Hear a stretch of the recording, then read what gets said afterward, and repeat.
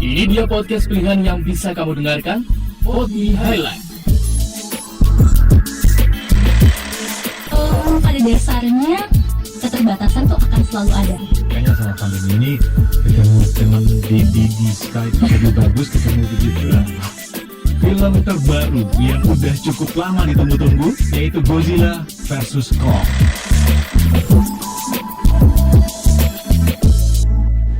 Welcome back. Ada Kalin dan Putra Taviani di sini. Gimana Kalin? Tertarik nggak untuk membeli kendaraan listrik ini? Tertarik sih, tapi ya itu dia. Aku Apa? kan masih ragu ya. tetap. Masih ragu ya? Masih ragu karena aku masih nggak tahu nih harus ngecharge di mana. Nah, betul sih. Iya sih benar-benar. Apakah di rumah? Tetap nih sama pembicaraan itu ya. Apakah di rumah? Ntar takutnya pas lagi ngecharge mobil tiba-tiba Ngejeglek. dayanya kurang gitu kan, ngejeglek gitu. Nah, itu tuh gimana gitu? Kalau mau ngecas mobil nih, tolong matiin semua AC, TV, AC, lampu. Jangan ada yang cuci piring, nanti takutnya pompa air nyala gitu. Wattnya gede gitu kan. Wah, repot. Tapi mungkin kita bisa nanya-nanya nih sama seseorang pengamat otomotif yang udah expert banget nih. Ada siapa? Nih, ada Mas Bebin Juwana. Halo Mas Bebin. Selamat siang. Selamat siang. Apa kabar Mas Bebin? Sehat? Baik, sehat. Alhamdulillah. Semoga sehat selalu ya Mas Bebin. Iya, sehat buat kita semua. Amin. Mas Bebin, ini Yuk. kan katanya kendaraan listrik nih jadi salah satu solusi untuk menekan produksi karbon dari sektor transportasi ya. Nah, benar nggak sih kalau mobil listrik itu bisa efisiensi dalam menekan emisi gas buang? Kalau yang dibahas soal polusi, jelas mobil listrik itu zero polusi. Wow, zero ya. Nol. Ya. Keren. Jadi mobil yang biasa, mobil atau motor yang biasa kita pakai mungkin menghasilkan sekitar 200 bahkan sampai 500 gram CO2 ini nol. Ya kan? Tetapi di negara-negara maju dibahas waktu membuat mobilnya, waktu memproduksi motornya, waktu melakukan charging, sumber listriknya apa? Nah, iya tuh. Oh, betul. Jangan memindahkan polusi dari knalpot mobil atau motor, dipindahkan ke cerobong genset. Oh, oke. Kalau misalnya, kita ambil contoh saja, pembangkit listriknya Muara Karang. Ya. Itu pembangkit listrik tenaga batu bara kalau nggak salah, atau diesel. Kan berarti kan memindahkan. Iya benar. Mobilnya tidak mengeluarkan karbon, tetap. Halo, Mas Bebin. Tapi yang Iya. sampai dibahas di maju itu bahasnya sampai ke situ. Jejak karbonnya kemana? Ya kan? Iya. Apakah betul-betul ramah lingkungan? Tetapi saya perlu tambahkan, maaf, di negara kita yang betul-betul concern dengan polusi, dengan lingkungan hidup, dan emisi karbon itu sedikit sih. Oke. Nggak banyak rasanya anak muda atau generasi saya pun concern, oh iya ya, mobil saya atau motor saya menghasilkan karbon banyak, masuk mengotori udara Jogja atau dan seterusnya gitu kan. Iya. Iya ya. Sedikit sekali, mungkin dari 100 orang yang Anda ajak bicara, mungkin nggak sampai ketemu 10 yang betul-betul concern, iya lu kita mengotori gitu. Nggak banyak. Iya benar. Ini kita mesti jujur pada diri sendiri. Iya. Iya apa enggak sih gitu. Iya. Tetapi ketika kita beralih ke kendaraan listrik, terus kita kita mendapatkan informasi bahwa biaya yang kita kilometer jauh lebih hemat. Nah, mata akan terbelalak. Masa iya sih, gitu kan? Nah, Mas Bebin, memang misalnya berbicara soal biaya nih ya, misalnya kita bandingkan gitu, ke Bandung gitu misalnya. Nah, mobil listrik versus mobil konvensional, Iya. hitungannya. Nah, jadi data yang saya pernah dapat itu dari operator Bluebird. Oh, Valid dong. ya. Ya. Nah,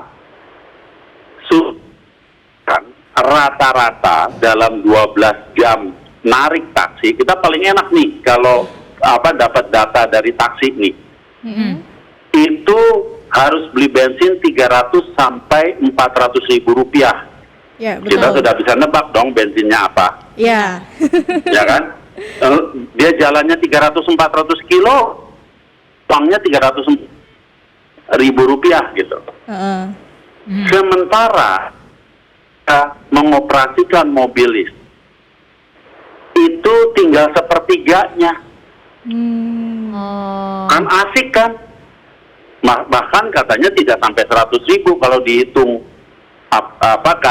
karena kalau kita ngecas pakai tarif rumah yang hanya 1.400 rupiah per kWh, Ya. itu akan lebih murah lagi, Iya sih, benar sih. ya kan? Iya. Tetapi tadi saya termasuk saya akan bertanya-tanya, rumah saya kuat nggak nih kalau di mobil atau ke motor, Ya. ya kan? Iya, iya. Anak lagi bikin sulap gulita kan nggak ada bagus-bagusnya gitu. Oh, Nah, Nah, kebetulan terus? mau sama PLN. Ya. Waktu itu kan kita memang kebetulan menanyakan ini urusan charging bagaimana kalau kita mau beralih ke mobil listrik gitu. Ya. Karena di luar sana parkir di pinggir ada colokan listrik. Jadi kalau ke kafe, kalau mau ya ini sekarang pandemi jangan bicara kafe, jangan bicara ngobrol sama temen gitu ya. Iya, iya. Tetapi dalam kondisi normal kan ngobrol sembari kendaraannya dicolok gitu. Betul. Iya kan? Heeh. Nah, sudah siap. Kita bagaimana? Nah, kebetulan saya diajak ngobrol oleh direksi PLN dan sampaikan ini masyarakat kalau pindah ke kendaraan nyetrumnya Gimana gitu ya? belum tentu kuat kan? Iya, iya, betul. Chargernya dicolok langsung listriknya jepret kan nggak ada bagus-bagusnya. Itu yang kita bicarakan dari tadi tuh. Yang jadi permasalahan Jadi, dari tadi Mas tuh. Bebin. PLN mengatakan mereka sudah siap, gitu kan? Karena PLN kan punya anak perusahaan, punya cucu perusahaan dan seterusnya, yang sifatnya kontraktor ini. Jadi mekanismenya, gambaran kasarnya, nanti ketika mobil listrik atau motor listrik SPK-nya ditandatangani, maka si dealer mengirimkan lembaran tersebut ke kopinya ke PLN, dan PLN akan install colokan untuk charging kendaraan. Itu. Jadi beda, meterannya juga beda. Beda ya? Tidak membebani yang ada di rumah, yang sudah ada di rumah. Oh, jadi terpisah gitu ya, Mas Bebin ya? Terpisah. Oh. Jadi malah saya bilang, wih, kalau PLN sanggup melakukan itu enak dong. Iya, kita betul. kita menggantikan pembelian pulsa listriknya dengan kebiasaan kita ke pom bensin, Heeh, betul. ya kan? Heeh. Tapi kan ceritanya belum selesai hari. Bisa saja misalnya kita ke toko buku, kita Iya. belanja ke supermarket, Iya. ini juga harus disiapkan. Iya, atau simpelnya di kantor gitu ya, Mas Bebin ya? Atau perkantoran Iya. yang punya gedung parkir, itu betul. juga harus disiapkan.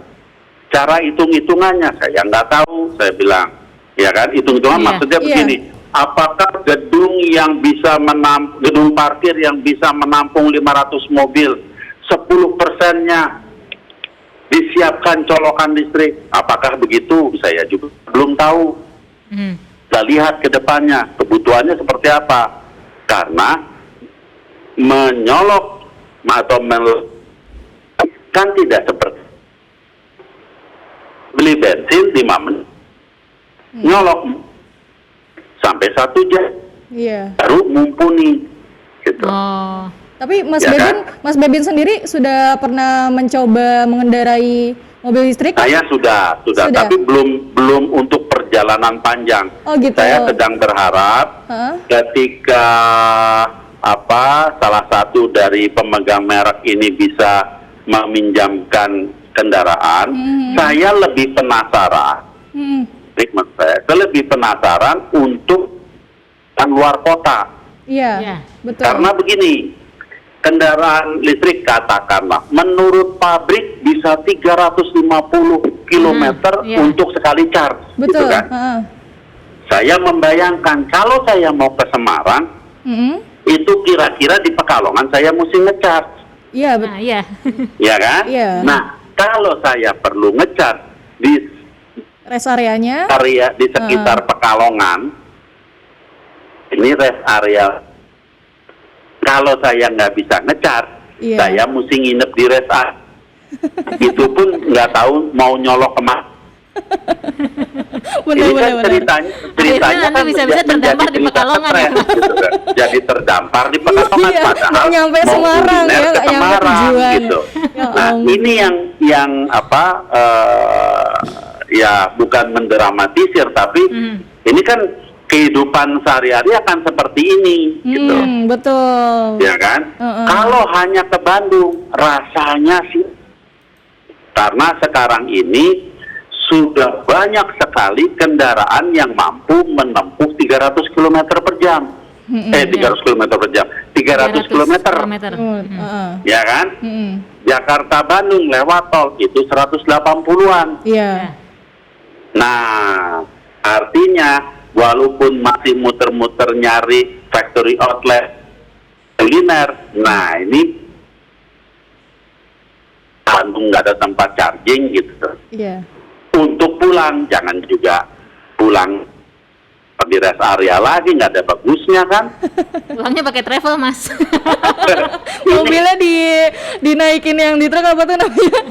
Towing. Digendong mobilnya. Digendong. Ini menarik. Iya. Sehingga saya sendiri berpikir sebetulnya sih mobil listrik atau motor listrik selama itu pemakaiannya masih di dalam kota, rasanya besok juga suruh pakai berani gitu. Iya. Oh iya, betul. Iya kan? Iya. Karena sudah banyak nih yang memanfaatkan motor listrik. Iya, Enak betul. katanya. Irit, jauh lebih irit lah pengeluarannya per kilometer gitu. Iya. Udah jelas dan sudah jelas juga, oh dari rumah ke studio itu berapa kilo. Iya. Nanti kalau udah sedikit ke tempat di tempat kopi itu tuh ke sana sedikit, masih aman gitu. Sampai di rumah baru melakukan charging lagi. Iya. Jadi kalau dalam Jakarta atau Jabodetabek, Bogor udah 60, PP 120. Oke, rasanya masih aman gitu. Selama kita terbiasa membaca monitor dan karena gini, kalau di motor bakar itu jalan macet melakukan pemborosan bahan bakar, di kendaraan listrik enggak, Iya. diem gitu, ya udah gitu. Tetapi kalau kita macet sampai 3 jam Iya. pakai mesin yang kita pakai sekarang ini kan bahan bakar jalan terus gitu. Betul. Nah, itu bedanya. Oh, tuh dia tuh. Nah, pertanyaan terakhir nih, Mas Bebin. Langkah apa yang harus dilakukan untuk menarik minat masyarakat nih, Mas Bebin, untuk memiliki kendaraan listrik? Saya sih melihat begini. Iya. Pengalaman itu membuat kita percaya. Pengalaman itu membuat kita yakin kita. Iya. Kalau kita belum pernah mengalami, berani main beli aja, karena harga motor listrik atau mobil listrik kan tidak seperti beli handphone gitu kan. Beli handphone, waduh fiturnya nggak cocok. Ya udahlah, besok korupsi lah tuh pertama. Tapi kalau motor listrik atau mobil listrik kan nggak bisa besok lusa mau ditukerin sama apa gitu. Nah, jadi saya melihatnya begini, dari pihak pemerintah itu perlu inisiatif. Inisiatifnya apa? Biarkan masyarakat mengalami melalui kendaraan umum. Loh, bagaimana kendaraan umum? Nah, yang biasa naik Transjakarta rasakan bus listrik. Iya, betul. Walaupun tidak mengemudi, Anda duduk, oh naik bus listrik nggak berisik ya, nggak ada suaranya, gitu kan? Oh ngeremnya halus, ini bahkan bisa di sementara entah sendiri itu kita pembelajaran. Oh, menurut teori bus ini bisa 1000 kilo, gitu kan? Ya namanya bus kan baterainya kan gede, gitu ya. Dipakai untuk trayek Tanjung Priok ke Blok M, ternyata 5 rit sudah harus ngetrum lagi, gitu. Nah, ini kan buat pembelajaran, walaupun secara ekonomis sudah pasti lebih irit, gitu. Iya, betul. Itu baru bus listrik, belum lagi bus feeder, belum lagi yang mikrolet. Daripada mobil udah pada ngebulnya nggak karu-karuan, kenapa nggak pakai listrik aja, gitu kan? Ya, betul. Artinya naik oplet pun, oh mobil listrik tuh kayak begini. Iya. Kita juga jangan melupakan yang namanya taksi dan ojol. Betul. Ojol udah bagian dari hidup kita kok. Iya. Mau GoFood kek, mau naik Grab kek, Betul. ya kan? Rasain yang namanya sebelum beli nih. Rasain, oh naik motor listrik tuh rasanya kayak begini. Kan bisa tanya, Mas ini motor bisa berapa? Oh mungkin 150 km. Nah, jadi ya mungkin makan siang dia harus sembari charging misalnya. Nah, dari cerita itu, dari apa yang dialami masyarakat kan lebih mudah. Dan daripada sekarang belum apa-apa juga mau nyetrum di mana ya, garu-garu kepala. Sudah mikir ininya duluan ya, susahnya duluan ya. Itu kalau bicara full listrik. Iya. Saya masih berpikir, karena saya sendiri, jujur saya sendiri masih saya memilih jalan tengah. Kan selalu kan ada kompromi tuh. Iya. Ya kan? Betul. Ya hybrid kan juga dapat keringanan nanti bulan Oktober pajaknya. Iya, betul. Iya kan? Hybrid tuh bedanya apa sih? Bedanya kalau sekarang ini ada hybrid yang lawas, ada hybrid yang pakai setruman, ada dua ini kita bisa pilih salah satu. Ada biasa yang lawas selama ini. Bedanya apa? Oh, dia selama dia masih punya listrik, dia memakai tenaga baterai. Begitu baterainya sudah, kalau di handphone kita sebut lowbat, mesinnya cereng nyala. Melakukan apa? Melakukan charging. Ya kan? Artinya apa? Kembali ke cerita awal, kalau saya begitu sampai Pekalongan, saya nggak nyari colokan. Kalau misalnya bisa sampai Pekalongan gitu. Kalau misalnya sampai juga udah lowbat, ya nggak apa-apa loh, mesinnya nyala, lakukan charging. Sayanya kan masih nyelonong terus sampai Semarang. Ya kan? ada